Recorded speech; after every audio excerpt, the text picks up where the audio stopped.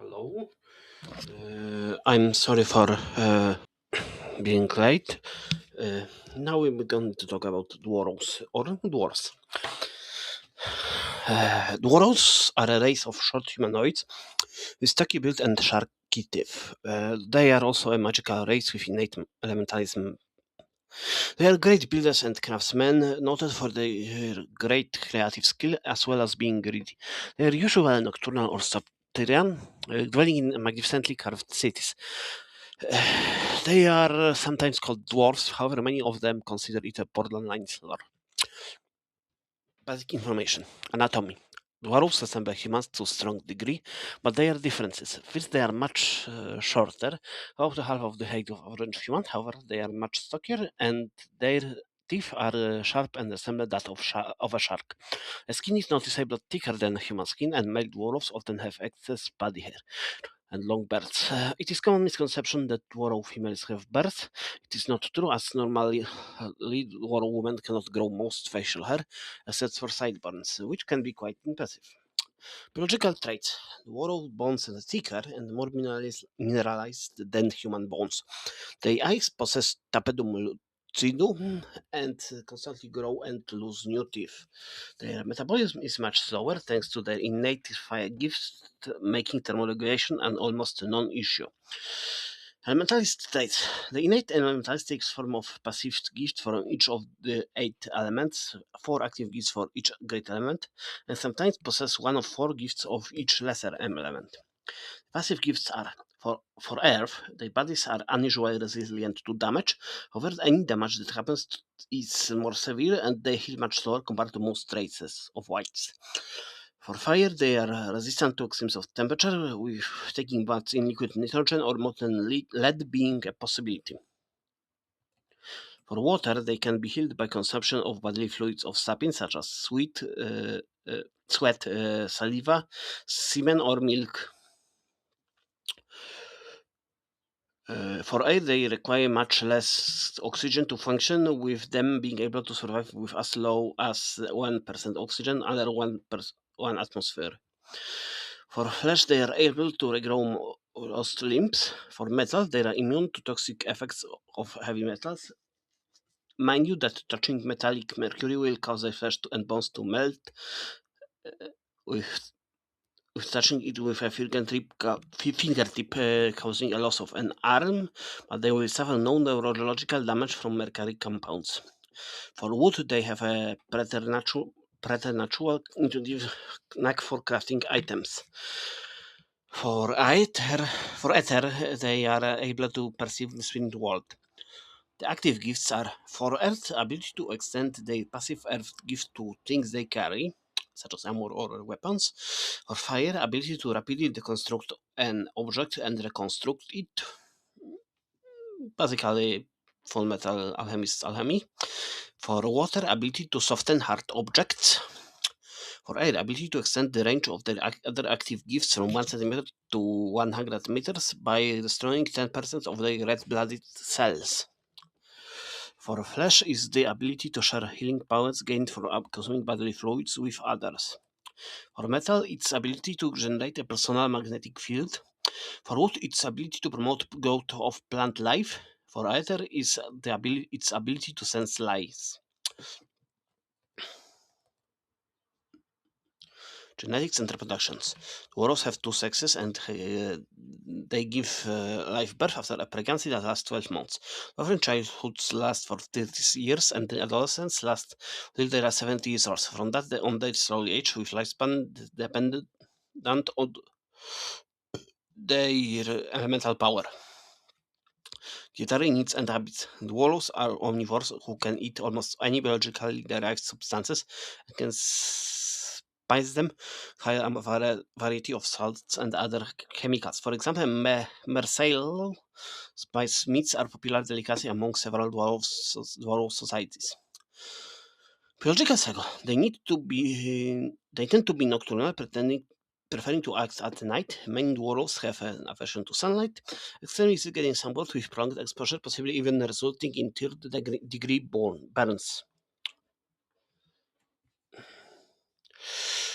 Behavior. Dwarf psychology has three major aspects: greed, transactions, and equivalent exchange. The greed is more complex than simple desire for material possessions. It is desire to obtain things of value, knowledge, experience, friends, enemies, and finally material possessions. It is ambition and a major drive for dwarves to observe progress in life acquisitions. Transactions refer to need to dwarves for other interaction with conscious being to have clear established rules. This influences how a dwarf sees reality and everything in their societies, from religion to entertainment, has basis in contracts. Equivalent exchange, in context of dwarf psychology, means they need to reward positive things with equally positive gifts and punish negativities with equally negative things, or at least attempt to. Also, it refers to what is this called? To also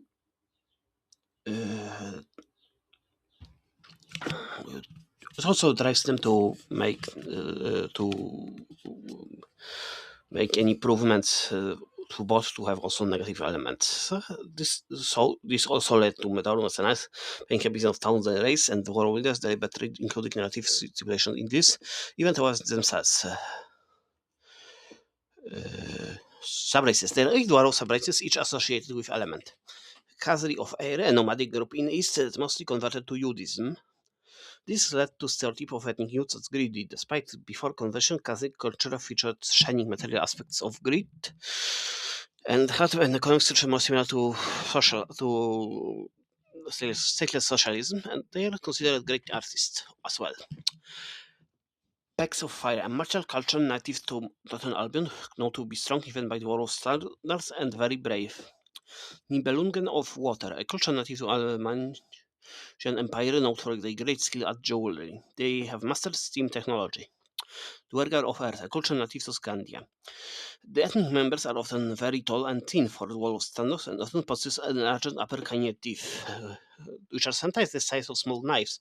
Best craftsmen of all dwarves. Packer of Flesh, a pygmy group native to Central Africa, known for cannibalism, prostitution, and great cuisine, as well as great architecture. They are masters of the gear, and their hidden citadels are uh,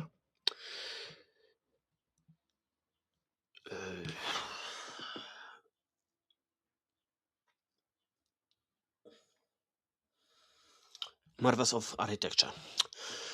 Goblins of Wood. They are primarily a European pygmy group, often thieves, but also cleaners. They have green skin and flat noses. Uba of Metal. Native to Orient continent in the Korean Peninsula.